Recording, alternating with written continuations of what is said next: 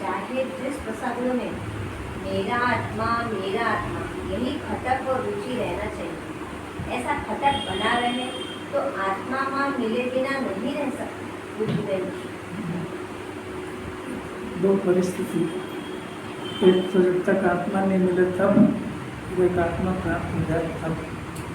ये पहली बात है जो अपन लोग जिसमें इसको खटक बनी रहे कि मेरा आत्मा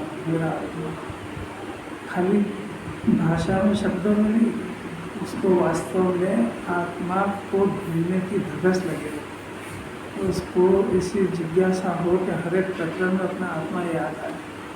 क्योंकि जैन शासन के सारे निमित्त आत्मा को याद दिलाते हैं। जिन्हें परमात्मा के दर्शन करो तो अहो देव शास गुरु मम स्वरूप दर्शाए, जिन्हें परमात्मा मेरे स्वरूप को बताने वाले।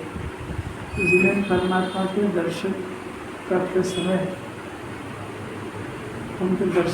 समय उनको खाली नमोकार मंत्र नहीं सुना, उनने अपना स्वरूप देखे कि कहाँ प्रभु जीव मेरी हूँ, आप भी हैं, आप अनंत चतुष्टय का सुख भोग रहे, मेरी क्या दशा है। आप आत्मा को अपना जान के उसमें लीन हो गए, मेरी दशा ऐसी है कि मैं उद्योग की चिंता में डूबा हुआ हूँ। तो उनको जाकर के अपना आत्मा याद आए, जैसे वो परमात्मा है। हर समय ऐसी खटक लगी रहे उसको कि हो मेरी ऐसी दशा। तो आपने दशा प्राप्त करी तो काय के आधार से करी, कि आत्मा इसके आधार से करी, तो मेरे को भी आत्मा चाहिए। तो जिनवाणी आत्मा को ही बताएगी, आत्मा को बताने के बाद उसकी विकल्पात्मक दशा में ऐसी उसको प्रीति उत्पन्न हो कि जैसा एक 5-10 बरस का बालक गुम जाए तो माँ को रोटी भाती है कि नहीं, रोटी खाती है कि नहीं, न भाती है और न खाती है और खाती भी। गजब की दशा है। घर में रहती है, सब करती है पर कुछ नहीं करती है। सब जगह जहाँ से भी फोन आता है तो उसको लगता है कोई खबर दे रहे मेरे बच्चे को। जो आता है उससे कि मेरे बच्चे की खबर ला, कैसी प्रीति होती है उसको। जब तक नहीं मिलता है तब तक चैन भी नहीं पड़ती। अपनी परिणति को टटोलना चाहिए कि अपने को आत्मा को प्राप्त करने की इतनी जिज्ञासा बनने की नहीं, अपन कुछ भी पढ़े तो उसमें से आत्मा निकाल सके। अगर नहीं है तो काहे की प्रीति है उसमें। और कुछ समझ आ रही, कुछ नकली थोड़ी चलता है। महिमा आना चाहिए तो भी खटक बनी है, महिमा ही नहीं आ रही। तो ये बात है ना, ठीक महिमा भी जब आएंगी तो ये पदार्थ महिमा आती है। यही तो गजब हो गया। राकेश जी जरा विचार करो गंभीरता से। अपन पढ़ के संतुष्ट हो जाते हैं, अपने पढ़ लिया तो बस अपन संतुष्ट हो गए, अगला काम बंद हो गया। भाई अगर ये संतुष्ट नहीं होता तो ये काम के लिए दिन भर मंदिर में जिनवाणी के सामने बैठा रही थोड़ी चाह रही जिनवाणी, तो उसको खटक लगे रहते भी मेरा काम तो हुआ ही नहीं। तो तू गया किसके लिए था, फिर ये बता। तो खाली पढ़ने गया था बस। ऐसी खटक लगी रहे, मेरे को मेरा आत्मा कब प्राप्त हो, मेरे को चैन, मेरा निष्क्रिया तो चली जाएगी। कि रोज़ भगवान कह रहे हैं कि आयु कब पूरी हो जाएगी ठिकाना नहीं है। और मेरे को तो बस ये मंदिर में बैठता हूँ, जब आत्मा याद आता है आते नहीं, ऐसा उलझ जाता हूँ वहाँ के बस काय को बंद कर लो। अच्छा कर दो तो थोड़ा सफोकेशन होता है, क्लास में होती है। अरे चलो रहने पीछे तकलीफ होती है, इसी खटक लगे आत्मा। इसमें से एक बार जो प्रकरण सुना तो हृदय में चुभ जाए, और रोज ही इसी बात कर रहा है। आज देखो कितनी खतरनाक बात, ऐसी लगे जब प्राप्त होगा।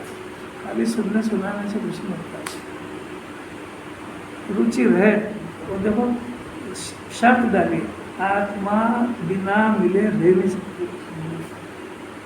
अपने नहीं मिल रही है ना, इसका स्पष्ट अर्थ है कि अपने को ना आवश्यकता है और ना खटक है कि नहीं, रिजल्ट नहीं आ रहा है ना। इसीलिए बात है कि अपने को जो जितनी कीमत उसकी अदा करना चाहिए अपन कीमत अदा नहीं कर रहे, तो चली जाएगी मनुष्य क्रिया। अब देखो प्रकरण बहुत सुंदर है, तो कुंदाचार्य अमृत चंद्राचार्य की महिमा है, क्या गजब तरीके से 308 से 311 गाथा की टीका की प्रथम देख लाइन पढ़ना चाह। प्रथम तो जीव क्रमबद्ध ऐसे अपने परिणामों से उत्पन्न होता हुआ जीव ही है, अजीव नहीं। अजीव भी क्रमबद्ध अपने परिणामों से उत्पन्न होता हुआ अजीव ही है, जीव नहीं। इस बात को उन्होंने दृष्टांत से दिखा। अपने परिणाम बने जीव के ज्ञान दर्शन के परिणाम, ये अपने परिणाम, ये ज्ञान दर्शन के परिणाम से उत्पन्न होता हुआ जीव ही है, अजीव नहीं। और फिर आगे जा कर के उन्होंने कहा कि भाई ऐसा तो जगत का हर पदार्थ का स्वरूप है, तो उसके अंदर से परिणाम उत्पन्न होता है, वो परिणाम उसके साथ तादात्म्य होता है, तो जीव तो कुछ करता नहीं है। ऐसा दृष्टांत दे करके, सिद्धांत दे करके आत्मा को अकर्ता सिद्ध किया। यहाँ द्रव्य की बात है, ऐसे अकर्ता आत्मा को जाने जीव और एक कर्ता बुद्धि छूट जाए, इसके लिए ये गाथा थी। तो यहाँ दो बातें चल रही है, एक द्रव्य की चल रही है, पर्याय की चल रही है। तो अभी हाल आचार्य की शाही भी नहीं सूखी है 308 से 11 4 गाथा के बाद, और उन्होंने यहाँ पे देखो बात बदल दी। चेतक अर्थात आत्मा प्रकृति के निमित्त से उत्पन्न होता है। आप ये बता दो कि अपने परिणाम से उत्पन्न होता है कि प्रकृति के निमित्त से उत्पन्न होता है। तो यहाँ पर्याय की बात है, कैसा ऐसे प्रकरण समझना चाहिए। आत्मा अकर्ता है, फिर उसके अंदर ये जो मोह का परिणाम हो रहा है, क्योंकि समय सार दृष्टि प्रधान ग्रंथ है, तो इसके अंदर सम्यक दर्शन और मिथ्या दर्शन की बात करेंगे, और इसके अंदर आचार्य हमेशा स्वभाव को बताएंगे। इसके अंदर 3 प्रकरण चलेंगे। 3 प्रकरण कौन से? एक तो शुद्धात्मा का स्वरूप बताएंगे, एक शुद्धात्मा के स्वरूप को जानने के बाद जो उसके अंदर निर्मल परिणमन होता है उसका स्वरूप बताएंगे। और खाली निर्मल परिणमन होता से भगवान थोड़ी बन जाता है, तो मलिन परिणाम भी होता है, उसका भी ज्ञान कराएंगे। 3 प्रकरण चलेंगे इसमें एक साथ। अब इतना समझना चाहिए जी, अभी सुनना नहीं है, समझना है आत्म वस्तु को। देखिए इसमें जो आपने बताया 308 से 311 में क्रम निमित्त अपने परिणाम से उत्पन्न होता है, जीव है, तो उसमें खाली शुद्ध परिणाम लेना, अशुद्ध नहीं लेना। नहीं उसमें परिणामों का कर्तव्य तोड़ना है। वो उसको अनादिकाल से बीमारी है ना, पर द्रव्य के पर्याय को बदलने का, तो वो उसकी वजह से आज जिनवाणी सुन ही नहीं पा रहा है, क्योंकि पर की कर्ता बुद्धि उसको जिनवाणी थोड़ी सुनने देगी। बात समझ जाए, भोग कितना गंभीर है। जब इसने माथे में ओढ़ लिया कि बच्चे का भी करना, घर का भी करना, दुकान का भी करना, अब क्या सुनेगा जिनवाणी है? तो ये बीमारी घुस गई ना अंदर, तो उसको तोड़ा पहले तो की मान्यता को तोड़ दिया, तो उसको इस गाथा में मलिन पर्याय का कर्ता सिद्ध करा है। हाँ। और मलिन पर्याय क्रमबद्ध होती है। हाँ। ये भी सिद्ध करा है। मलिन पर्याय अपने क्रम से होती है, नहीं उसका करता नहीं है, नहीं करता है। यहाँ मलिन परिणाम का करता है, क्योंकि जीव का परिणाम कहा वो मलिन परिणाम। एक नियम बन गया कि जो परिणाम मैंने पर्याय, जो पर्याय जिस द्रव्य हो रही है उस पर्याय का कर्ता उसका द्रव्य। मलिन निर्मल की बात ही नहीं है, तो पहले तो वस्तु स्वरूप आ गया। अब वस्तु स्वरूप के बाद अब ये बात आगे दूसरी चल रही है कि अब इसके अंदर जीव में 2 तरह के परिणाम होते हैं, एक स्वाभाविक परिणाम और एक वैभाविक परिणाम। तो वैभाविक परिणाम भी हो ही रहा है ना, तो वैभाविक परिणाम हो रहा है, और उस वैभाविक परिणाम से 8 कर्म भी बन रहे हैं, और 8 कर्म भी बन रहे हैं, और संयोग में उदय भी आ रहा है। इन बात को झूठा नहीं है, ये सत्य परम सत्य। और इसी की उपस्थिति में जीव मुक्त स्वरूप विराजमान भी है। इतनी सब सारी सत्ता, इसमें कोई पर्याय को स्वीकार नहीं करे, कोई संयोग को स्वीकार नहीं करे, कोई कर्म को स्वीकार नहीं करे, तो ऐसा स्वच्छंदी होने की जगह गुंजाइश नहीं है। तो तो अब दो तरह के परिणाम हो गए, कौन से? निर्मल स्वाभाविक और वैभाविक। तो जो वैभाविक परिणाम होता है, वैभाविक बने रागादि और मिथ्या दर्शन। मिथ्या दर्शन को भूलना नहीं, यही खतरनाक है। अपने को रागादि तो दिख जाता है, मिथ्या दर्शन नहीं दिखता है। तो ये जो वैभाविक परिणाम है, ये वैभाविक परिणाम में कर्म का उदय निमित्त अवश्य होता है। कर्म के उदय के बिना ये वैभाविक परिणाम नहीं होता है। जीव अपने उपादान से करता है, पर कर्म का उदय अवश्य अवश्य होता है। कर्म के उदय की सत्ता को, यानी कर्म को, उसके उदय को स्वीकार कराया है। ये तो स्वभाव बन गया है। दूसरी बात है, उसका फल भी आ रहा है, मामूली बात नहीं है। एक एक परिणाम होगा, उसका फल भोगना पड़ेगा उसको। अभी याद रख, मेरे को याद दिला देना ये कि कर्म कैसे बनता बताऊंगा। अभी पहले फंक्शन समझ लो अपन कि वैभाविक परिणाम हर एक मिथ्या दर्शन का भी और चारित्र का भी ये कर्म के उदय की अपेक्षा रखता है, और कर्म के उदय के बिना नहीं होता है। होता उपादान से ही है, पर कर्म का उदय अवश्य होता है। तो यहाँ पे जो ये पर्याय की बात चल रही है, इसमें इसके वैभाविक परिणाम की बात चल रही है, और इसमें इसके परिणाम से उत्पन्न होता हुआ निमित्त। तो जब ये जीव वैभाविक रूप से परिणाम करता है, तो दो तरह के काम होते हैं। एक कर्म में बंधन होता है और एक जीव में बंधन होता है। जीव में बंधन होता है, वो जीव के परिणाम में हुआ। ये थोड़ा गड़बड़ हो रहा है, बंद हो गया, कुछ हिल रहा है, लूज है क्या? बंद हो गया। मामला सीरियस से एकदम सीरियस, ऑपरेशन चल रहा है और लाइट चली गई।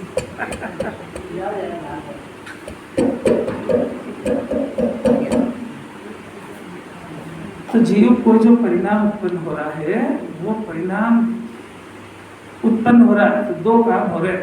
एक तो जीवों के भाव में बंधन हो रहा है, और उसी समय 8 कर्मों का पुद्गल का भी बंधन हो रहा है। ये दो काम होते हैं। कब तक? कि जब तक इसकी वैभाविक दशा रहती है तब तक। क्योंकि जो वैभाविक परिणाम है वो कर्म के उदय के बिना नहीं होता है, उसका निमित्त अवश्य है। वो कराता ये बात नहीं है, एक एक सिद्धांत को समझना। कर्म का उदय इस जीव को विकार नहीं कराता है, पर उसकी उपस्थिति के बिना विकार नहीं होता है। पर उसकी उपस्थिति ये बताती है कि इस जीव ने अभी स्वभाव का लक्ष्य नहीं किया है, ये बात बताती है। बस वो ये, उसका और कोई काम है ही नहीं। वहाँ पर उसकी उपस्थिति ये बताती है कि इस जीव को अभी जो परिणाम हुआ है ये स्वभाव नहीं है, इधर कर्म का उदय अवश्य है। तुमको दिखे नहीं दिखे तुम, क्योंकि ये सब उसकी आंखों का इंद्रिय ज्ञान का विषय नहीं। उसमें दो निमित्त होते हैं, एक अंतरंग निमित्त, एक बहिरंग निमित्त। तो अंतरंग निमित्त कर्म का उदय है, बहिरंग निमित्त बाहर का संयोग है। तो ये उसके संयोग को देख करके परिणाम खराब करता है, बहिरंग निमित्त है। इतनी बात तो बहुत चलती तो समझ में आ गई। अब जो एक स्वाभाविक परिणाम होता है, उसमें कर्म के उदय के अभाव की अपेक्षा है। अभाव की अपेक्षा मतलब वो नहीं रहता, बस इतनी बात है। क्योंकि जीव का स्वाभाविक परिणाम स्वभाव के आचरण से हो रहा है, इधर कोई कर्म का उदय निमित्त नहीं है। तो जीव के परिणाम जब होते हैं तो दो तरह के कार्य होते हैं, एक पुद्गल में बंधन और एक जीव में बंधन। ये दोनों की बात चल रही है यहाँ पे। किसी मामला कितना सीरियस है। अब देखो थोड़ा सा बता दें, परिणाम का बता दें कि दो तरह के परिणाम होते हैं, मतलब दो तरह के कर्मों का बंधन, एक घाती कर्मों का और एक आघाती कर्मों का। आघाती कर्मों का जो बंधन होता है और आघाती कर्मों का जो उदय आता है, वो तो सारी संयोग की बात है, इसलिए उसको ज़्यादा नहीं चलते। उसका सही उससे कोई लाभ नहीं उसको। जैसे आयु बहुत बड़ी हो या आयु छोटी सी, जिनको कोई नुकसान है। खूब साता का उदय हो कि खूब असाता का, ये इसके कोई सुख दुख का कारण नहीं है। और खूब सब लोग पूछते हो, कोई नहीं पूछता हो, इसका सुख दुख का कारण नहीं है, क्योंकि सब आत्मा से बाहर की चीज़ है। पर फिर भी उसको जो बंधन होता है वो अपने परिणाम से होता है। उसमें एक बात और विशेष है कि जो आघाती कर्मों में बंधन होता है, तो आघाती कर्म में क्या क्या चीज़ है? आयु, आयु, नाम, गोत्र वेदनी। और वेद। तो ये आयु, नाम और वेद में इनकी सबकी प्रकृति, प्रदेश और अनुभव बंद अलग अलग होते हैं। प्रकृतिगत प्रदेश में स्थित बात। तो अब जैसे साता वेदनी जीव को पसंद है, इसी सब समझ में आती बात। तो साता वेदनी जैसे मानो कोई इसने जीव में परिणाम करा, वो साता वेदनी मानो कि 50 साल की बंधी कि ये कर्म का फल 50 वर्ष तक आएगा। पर वो जब आयु बंधी, तो आयु तो एक ही बार बंधेगी, और ये तो हमेशा बनता ही रहता है सातों कर्म। तो जब उसकी आयु बंधी, अब यदि मान लो उसकी आयु 60 साल की बन गई, तो साता वेदनी तो 50 साल खत्म हो जाएगी। आई बात समझ आई थी? तो अब जो 10 साल का पीरियड है, तो बिना साता के भोगना पड़ेगा, क्योंकि देर तो छूटने वाला है नहीं उसमें। वो साता वेदनी हो गई खत्म। आप दुनिया में देख लेना ऐसा कि उसकी आयु बाकी है और दूसरे कर्मों के उदय खत्म हो गए। तभी मेरे को बोल तो लेना भी आपको इतने उतावल में नहीं सुनना चाहिए जुबान। पहले ये समझ लेना चाहिए, ये हंसी मजाक नहीं चल रही है, तो पूरी दुनिया इसी तरीके से चल रही है। माने कि नहीं माने, सुने कि नहीं सुने, जिनवानी को कोई सुने उसकी कोई अपेक्षा नहीं है कि यहाँ 100 सुने कि 50 सुने कि 5 सुने, बैठ तेरे घर।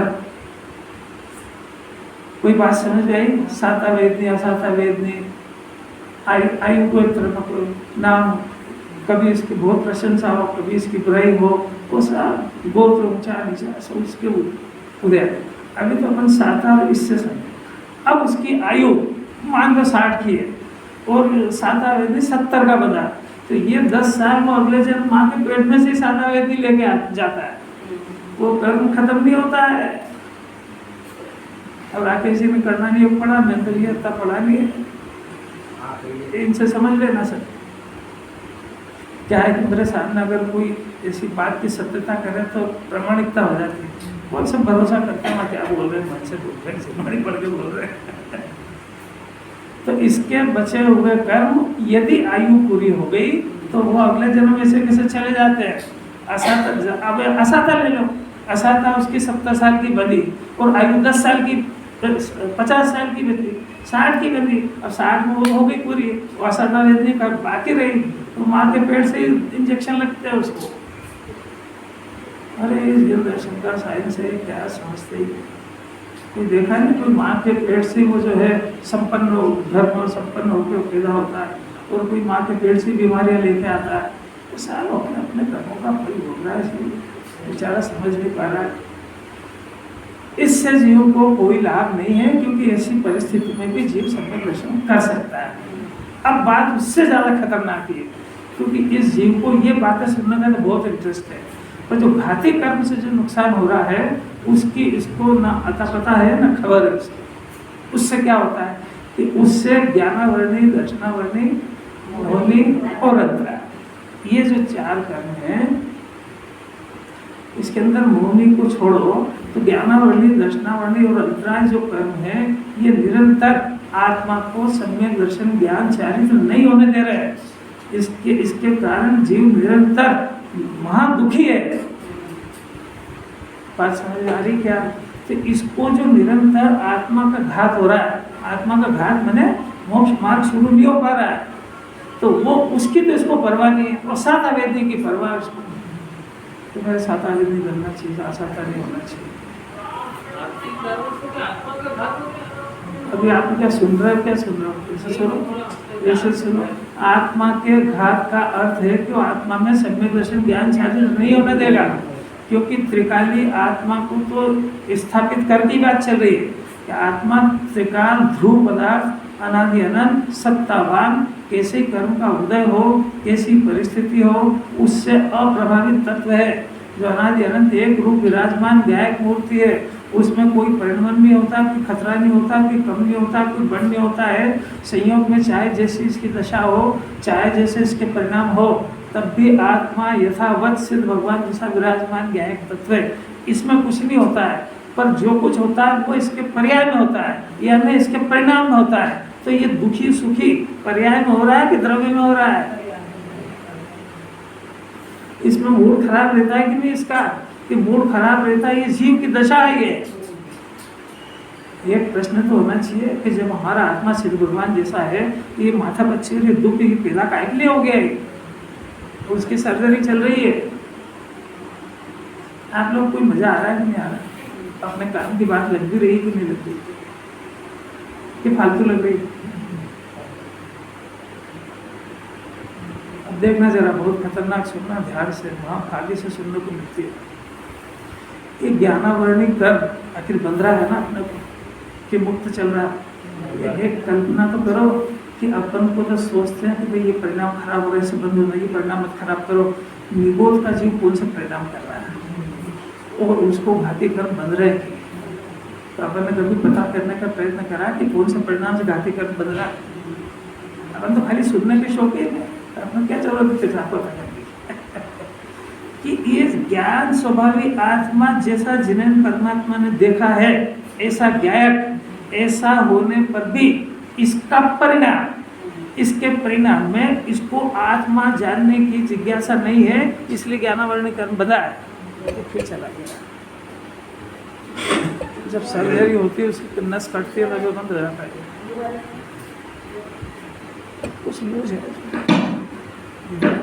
इधर है कि उधर?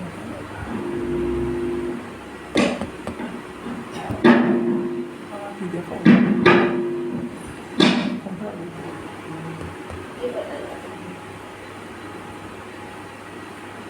कैसे सीरियस बात,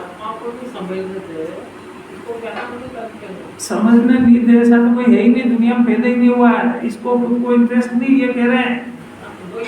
हाँ तो वो तो है, तो ज्ञानावरणी कर्म बनेगा, अनंत काल तक दुख होएगा। तो समझने का प्रयत्न करना, फालतू की बातें करना है। ज्ञानावरणी कर्म का उदय मैंने समझते हो क्या? अक्षर के अनंत तो भाग रह जाएगा, और अभी भी इसको जो दुख है वो नहीं जानने का तो यही सही। अपने को बीमारी हो गई, अपने को बीमारी हो गई तो अपने को नहीं पता, तभी तो दुख हो रहा है। कि अपन सावधानी रख लेते, इसके लिए क्या परहेज कर लेते, और ज्ञान नहीं है इसलिए तो दुख ही हो रहा है। तो ये ज्ञानावरणी कर्म का उदय भी तो चल रहा है, और जिनवाणी नहीं समझ में आ रही, जरा जरा उसका भाव को पकड़ने का प्रयत्न करना चाहिए। शब्द से कोई लेना देना नहीं है, मूल चीज तो नहीं पकड़ रहा है कि आखिर ज्ञानावरणी कर्म बंधा क्यों। वो ज्ञानावरणी कर्म का काम क्या है कि आत्मा को नहीं जान रहा है, आत्मा को जानने की जिज्ञासा नहीं है। थोड़ा सा और आगे बढ़ जाओ तो ज्ञान की पर्याय ज्ञायक आत्मा में से निकल रही है, और ज्ञान की पर्याय में जो गेय झलक रहे हैं, और इस जीव को गेय जानने का और गेय का तो इंटरेस्ट है, पर ज्ञायक को जानने का इंटरेस्ट नहीं है, इसलिए ज्ञानावरणी कर्म बनता है। सुन लेना, अनंत काल में सुनने को नहीं मिलेगी। इसमें स्वपर का भेद है ही नहीं। शायद तुम जिनवाणी सुनने की जिज्ञासा बढ़ाओ, और बताओ सब नई बात, और बता, जिनवाणी में नई बात है ही नहीं, क्या बताए? ना दो ही चीज है, ज्ञान है, तेरे को इंटरेस्ट कायम है, क्या करे राकेश? इतनी सरल बात बेचारा नहीं समझ पा रहा है, क्या करे? निगोदिया को वो जीव आत्मा को जानना नहीं चाहता, तो ज्ञानावरणी कर्म बन रहा है भाई। ये उसके वहां तो विकल्पों में आत्मा आने का चांस ही नहीं है। पात्रता भले ही ना हो, अभी अपने को तो सिर्फ इतना समझना है कि अपन ये समझते हैं खाली राग द्वेष के परिणाम से बंधन हो रहा है, अरे आठों कर्म बन रहे हैं हर समय, तो वो उसके यहाँ जब इतना संगीत पंचेंद्रिय समझदार का पाठी समझदार सुन रहा है, उसको आत्मा को जानने की रुचि नहीं, तो निगोद तो कहाँ से आएगी? अभी तो सिर्फ ये सिद्ध कर रहे हैं कि प्रत्येक जीव चाहे वो किसी भी पोजीशन में हो, एक इंद्रिय हो, दो इंद्रिय हो, उसको अपने आत्मा को जानने की जिज्ञासा नहीं है, इसलिए उसको ज्ञानावरणी कर्म का निरंतर बंधन हो रहा है। पर ये सिद्ध कर रहे हैं और उसमें अपने आप को सचेत कर रहे हैं संगीत पंचेंद्रिय समझदार के पाठी को। बाकी अपने एजेंडे में कोई है ही नहीं, बाकी तो बाउंड्री के बाहर है। उसका तो काम यह है कि जैन कुल में पैदा हो गया, भक्ति करे, थोड़ा बहुत पुण्य पान के स्वर्ग जाके नरक को छूट जाए, उसका तो इतना ही काम है। तो देखना जरा कितना सीरियस मामला है, इसकी नींद उड़ जाए आज रात की, कि अपने को निरंतर ज्ञानावरणी कर्म बन रहा है, अपन तो ये पढ़ के संतुष्ट हो जा रहे हैं क्योंकि अपने को ज्ञेय की रुचि बढ़ रही है, ज्ञान की तो बढ़ ही नहीं रही है, ज्ञान की तो। और जो नियम है सो नियम है, कर्म तो जैसे बनता है वैसे ही बनता है, इसके लिए कोई छूट नहीं है। नारायण भगवान को भी यही नियम लागू है। अब दूसरा कर्म दर्शनावर्णी, ज्ञानावर्णी में ज्ञायक को जानने की जिज्ञासा और ज्ञायक को नहीं जानने की जिज्ञासा।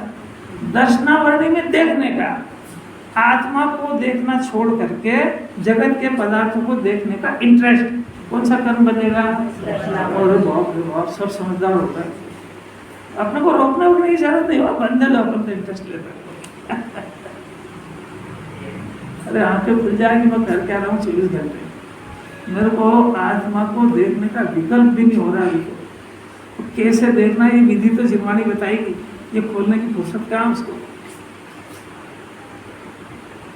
देखना मतलब आंखों से देखने की बात आँख से देखता है, ज्ञान से देखता है? है। देखे आंखों से देखता है कि ज्ञान से? तो ज्ञान से ये आत्मा दिखेगा कि आंखों से? तो आंखों से तो देखने का प्रश्न क्या चल रहा है। ज्ञान से आत्मा को कैसे देखा जाता है, क्योंकि ये दूसरी चीजें भी सब बिना इंद्रिय के मदद के देख लेता है ये।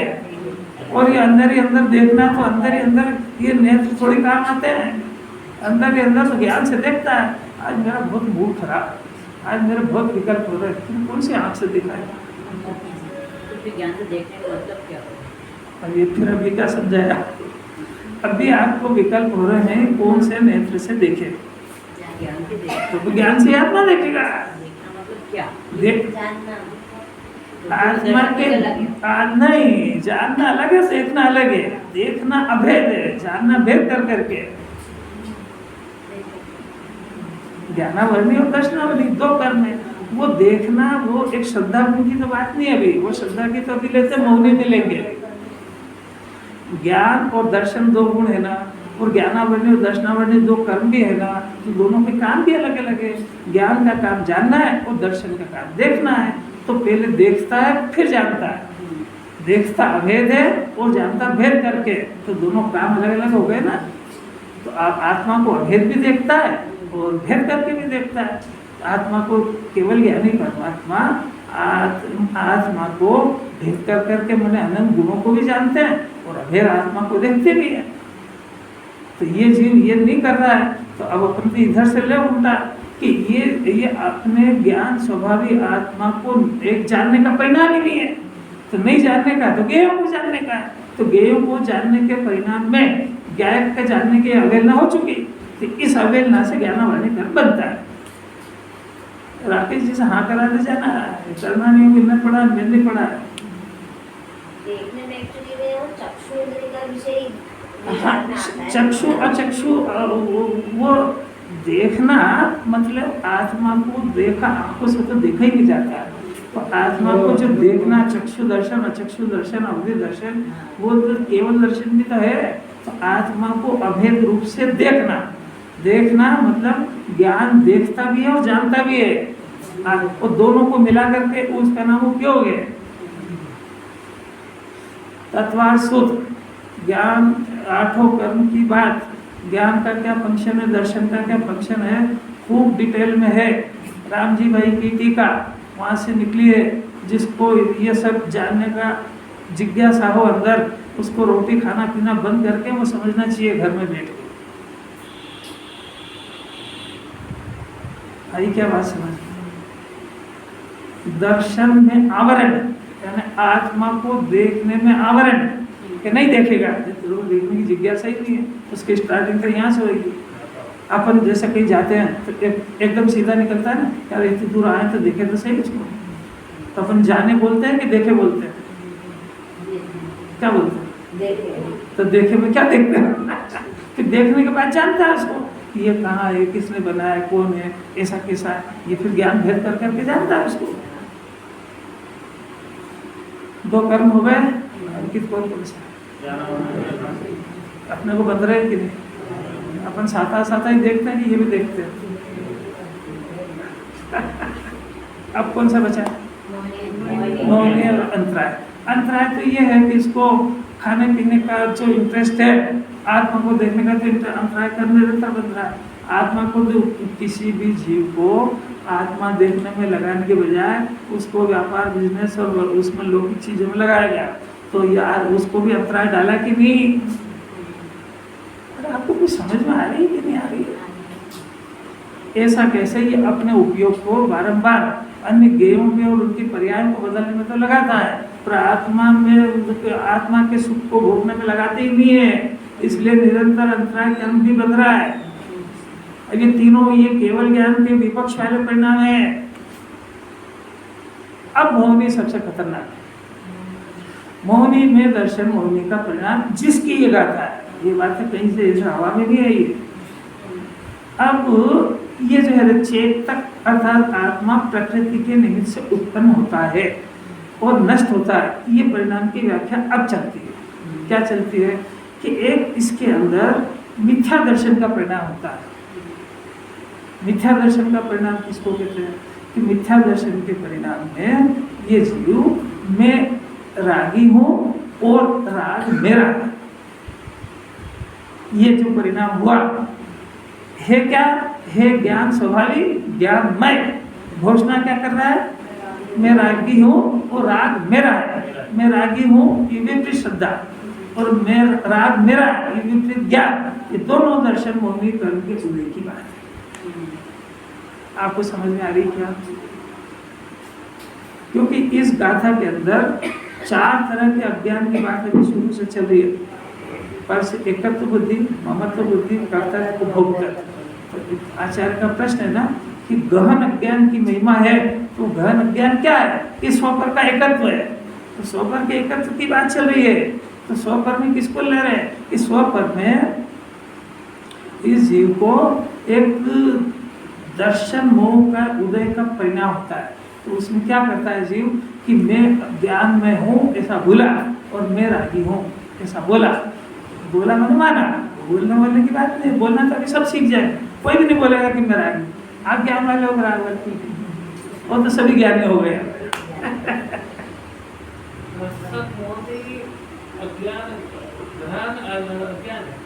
ये चारों की नहीं समझ में आ रही है।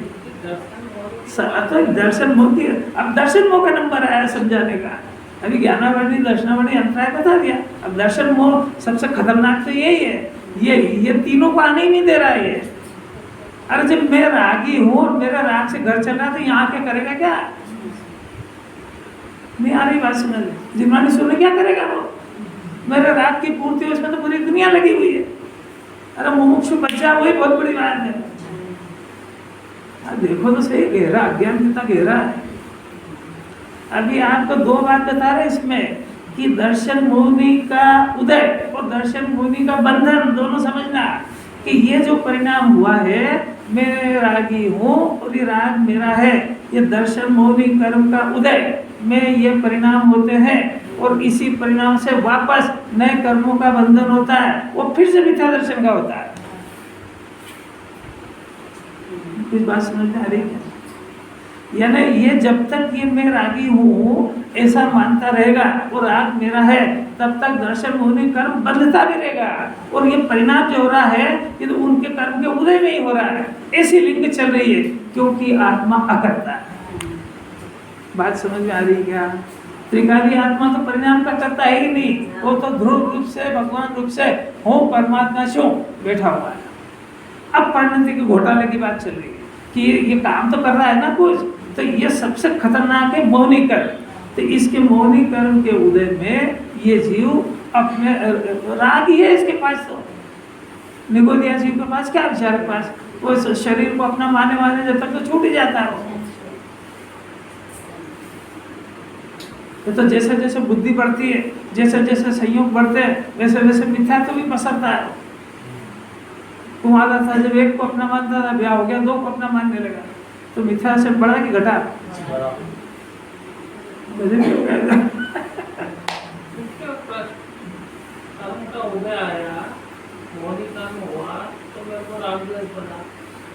आपको मोहिनी कर्म देखा है कभी?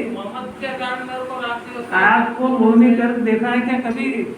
कोई ममत जिम्मानी ये बता रही, पहले ये सुनो कि ये परिणाम जो हुआ है, राग में हूँ और राग मेरा, ये परिणाम कराया किसने? तो मेरे को राग दोष नहीं है। जरा सुनो सुनो, कोई बात अद्भुत और अपूर्व चल रही है। मेरी सब वास्तविक लिंग टूट जाएगी सर, अनंत काल में फिर दाव भी नहीं पकेगा ये। अभी बुद्धि देखो कि राग कैसे हुआ, ये हम राग को नष्ट करने की विधि बता रहे हैं, और वो राग कैसे बनता है ये प्रश्न खड़ा कर रहा है। मतलब जीव होश में ही नहीं, क्या करें। अभी प्रकरण दुनिया में तो कोई जानता ही नहीं है कि राग को नष्ट करने से भगवान बनते हैं, वहाँ तो राग शब्द ही नहीं है। तो अभी प्रकरण भी ये चल रहा है कि राग नष्ट कैसे हो, क्योंकि ये मेरा परिणाम नहीं है, मेरा परिणाम तो ज्ञान है और ज्ञायक में हूँ। जानना मेरा परिणाम है और राग मेरा परिणाम नहीं है, ये सिद्ध कर रहे हैं। तो ये पूछ रहा है कि राग कैसे पैदा होता है। अरे मैं समझ में आ रहा है कि नहीं, जीव अकर्ता है तो अकर्ता बुद्धि क्यों नहीं हो रही, ये प्रश्न होना चाहिए। जरा डायरेक्शन तो समझो, क्योंकि जो काम अनादि से नहीं हुआ उस तरफ ज्ञान की वर्किंग चाहती है जिनवाणी। जो हो रहा है उसका क्या रोना रोए, यही समझ रहा है कि हो रहा है उसका। कुछ मामला है बहुत सीरियस है, इसे हंसी मजाक थोड़ी है। अभी दर्शन होने कर्म जिसके प्रयत्न के लिए गुरुदेव ने 45 वर्ष तक एक ही विषय चलाया कि इस जीव को मिथ्या दर्शन कैसे जाए और सम्यक दर्शन कैसे जाए। उनकी जुबान कभी सूखती नहीं थी आत्मा का गुणों का वर्णन करते करते, कि इसकी जीव की दृष्टि एक बार गायक की तरफ चली जाए तो दर्शन में चारों खाने चित हो जाएगा। और बार बार आत्मा का नाम लेने के बाद भी बार बार घर वालों को रोया करता है कि मेरे संयोग में ये हो गया, मेरे शरीर में ये हो गया। अरे उसकी एक तो बुद्धि से तो परेशान है, सुनना चाहिए ना, क्या करे। कोई ऐसा मिलेगा ही नहीं कहने वाला। दर्शन मोहिनी कर्म कैसे बनता है, आपको समझ में आया क्या? किसको आया बोलो जरा। बहुत बढ़िया, ऐसा राग से पूर्ति होती है, मनो मिथ्या दर्शन फैलता गया। अब ये कितने भी चिन्हवानी पड़े इधर, तो वो तो रखी इधर, तो इधर मिथ्या दर्शन जो का क्यों चलेगा, क्यों मिथ्या दर्शन तो इसी विधि से जाएगा। अच्छा, होना क्या था, गजब हो गया, मैं गायक हूँ, बस खत्म बात। इतने में तो मैं राग नहीं निकल गई, खत्म हो गई। अब जानना मेरा काम है, उधर क्या कह रहा था, गजब हो गया। अब पिछली गाथा के अंदर वास्तविक कर्ता कर्म खड़ा करा था। क्या खड़ा था कि जो उसको सम्यक ज्ञान होता है तो अकर्ता आत्मा है, उस सम्यक ज्ञान उसका कर्म है, क्योंकि वो अभेद है ना। आत्मा कर्ता और निर्मल परिणाम उसका कर्म। यहाँ पे क्या है कि मैं रागी हूँ, राग मेरा कर्म। तो आत्मा है गायक और राग को अपना कर्म बना लिया इसने। राग करना मेरा कर्म है, तो इसका आत्मा का आनंद भोगना इसका कर्म है कि राग को करना इसका कर्म है। ये प्रश्न है जिनवाणी का। और टीपा टीपा जवाब तो सबके पास है, अपने आप कोई ठगेगा उसमें जिनवाणी से कोई लाभ नहीं होने वाला है। क्योंकि दुनिया इससे पूछेगी, दिया के घर वालों के लिए नहीं सोचे क्या, उनके बारे में सोचना हमारा कर्तव्य नहीं है क्या? अब तेरा कर्तव्य है, उससे तो दुखी हो रहा है, उसको कर्तव्य किसने कहा सको? ये तो किसी के कर्म के उदय में छेड़ाछाड़ी का परिणाम है। अच्छा, ये बताओ कि अपने आप को परमात्मा बनाना ये कर्तव्य है कि घर संभालना ये कर्तव्य है? जवाब तो दो, बोलो। अपने आप से पूछो, हमारा जन्म किस लिए हुआ है? जैन कुल में जिन्हें परमात्मा के दर्शन मिले, हर किसी के भाग्य की बात नहीं है। तो ये परमात्मा भी ऐसे गजब के हैं कि एक तो ये जब जाओ जब अपना स्वरूप दिखाते हैं, और एक जब जाओ ये भगवान बनने की प्रेरणा देते हैं, और एक ये जब जाओ जब ये भगवान बनने से कम बात करते ही नहीं है, और दूसरी जगह जब जाओ वहां तो भीख मांगने की सिवा कुछ है ही नहीं।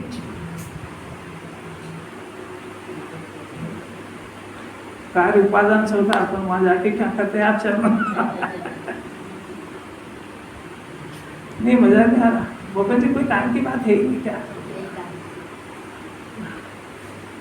दर्शन मोहिनी कर्म कैसे बनता है और कैसे उदय में आता है, दो ही बात समझ में आई। ये जीव, अब ये दोनों घटना हुई क्यों? उपादान से। ये जो राग है, ये रागी में हूँ, तो राग मेरा कर्म है, ये परिणाम है। ये जीव का परिणाम स्वाभाविक है कि वैभाविक?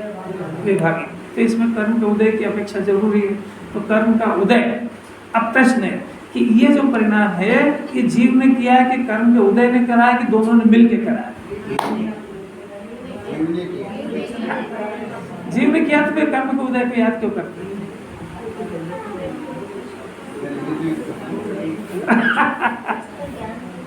जीव में क्या, जीव की सत्ता एक्सेप्ट करे। ज़्यादा दिमाग लगाने की जरूरत नहीं है। ये जो परिणाम उत्पन्न हुआ है, अच्छा ये बताओ, उदाहरण में बताओ, जो बच्चा पैदा होता है माँ के पेट से, तो माँ ने किया है कि बाप ने करा कि दोनों ने मिलकर करा है? अच्छा, इतना ज्ञान हो जाए उसको जिम्मेदारी सुनने की जरूरत नहीं है। जब सारे हो गया फिर तो सब अपने अपने स्वतंत्र होने की क्या जरूरत है? प्रश्न समझ में आया क्या? बच्चा उत्पन्न हुआ, सबको अनुभव है, हुआ तो माँ के पेट से, तो बच्चा माँ का है कि पिताजी का है कि दोनों को मिलकर हुआ? दोनों को मिलकर होता है तो ब्याह होने के बाद 20-20 साल बच्चे नहीं होते।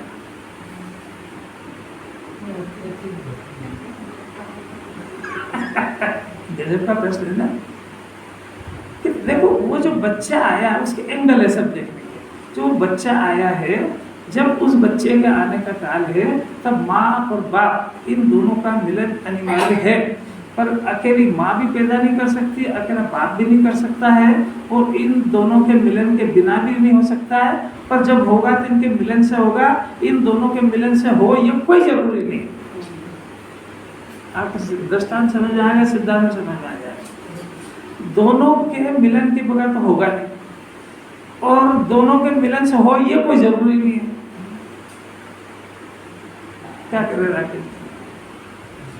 अब ऐसा कैसे ही इधर जीव यानी जीव की माँ जीव का पेट, क्योंकि इसके पेट में हुआ ना मिथ्या दर्शन का परिणाम कि आत्मा का पेट, इसमें परिणाम दर्शन में हो का राग में हो, और एक मेरा परिणाम ये माँ के पेट से हुआ।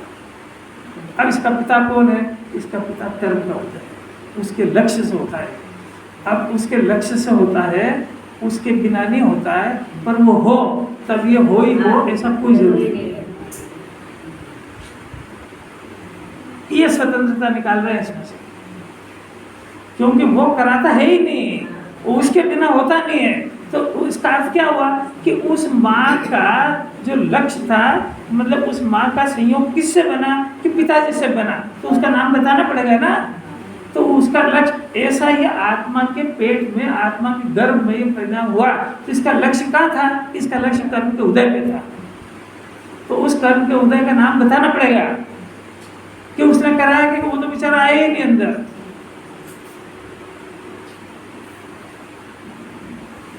उसके बगैर होएगा नहीं, और ये उसका लक्ष्य करेगा तो परिणाम अवश्य होगा। परंतु वो बिल्कुल कराता नहीं है, क्योंकि लक्ष्य इसके हाथ में है। ऐसी अलौकिक साइंस है यार, ये साइंस की जगत में सुनने को मिलती है। ये तो महाभाग्य से पंकज जी बेचारे जी जान लगाते हैं यहाँ स्वाध्याय में, उनको सबको साफ सुध व्यवस्था करके देते, लो आओ भी जिन्होंने सुनो, इतना इनका उपकार है। तो ये बातें इतनी सुनने को मिल रही है, तो क्या किसी के बस की बात है क्या? एक घर जितनी मेहनत है इसमें संभालने में, झाड़ू में, पोछा में, साफ सफाई में, लाइट और ये वो सब व्यवस्था देखो, जी जान लगाते हो, मेहनत वो करते हैं, फल अपने को इतने जनों को मिल रहा है उसका सुनने का। अरे वो तो सब बात है, मिनट की भी जो बात है सब समझना चाहिए ना उसको। उपकार है भाई, ऐसा कोई मामूली बात थोड़ी है। सब मिलकर नहीं करे तो थोड़ी, हर एक को अपना अपना आनंद आएगा, तो अपने अपने पुरुषार्थ है, तो कोई ऐसा थोड़ी है। तो देखो क्या नक्की हुआ कि वो जो मिथ्या दर्शन का परिणाम है वो कर्म का उदय निमित्त है, उसके बिना होता नहीं है, और उससे हो ये कोई जरूरी नहीं है। अब दूसरी बात, ये अभी दर्शन मोह का बताया, टाइम हो गया। देखो चारित्र मोह का और सुन लो, फिर प्रकरण को आगे बढ़ाए। चारित्र मोह का भी एक परिणाम होता है। ये दो तरह के परिणाम को जानता नहीं है। दर्शन मोह के परिणामों में एकत्व और ममत्व का परिणाम होता है, और चारित्र मोह के परिणाम में इच्छा उत्पन्न होती है। जो इच्छा उत्पन्न होती है वो चारित्र मोह का उदय है। वो इच्छा दो तरह की होती है, एक दर्शन मोह सहित और एक दर्शन मोह के बिना की। तो ये दर्शन मोह के सहित वाली दर्शन मोह को तो कायम रखता है, वो इच्छाओं के ऊपर कंट्रोल करता है, तो वो होगी ही नहीं, हो तो मार के उल्टा हो गया। और इच्छाओं से कर्म बनते, इच्छा हो गया राग से कर्म बनते, राग को कम, अरे पर तुम समझ तो सही है। इच्छा उत्पन्न होती है, आप लोग को होती है कि नहीं होती? आपने कभी जाना कारण की क्यों होती है?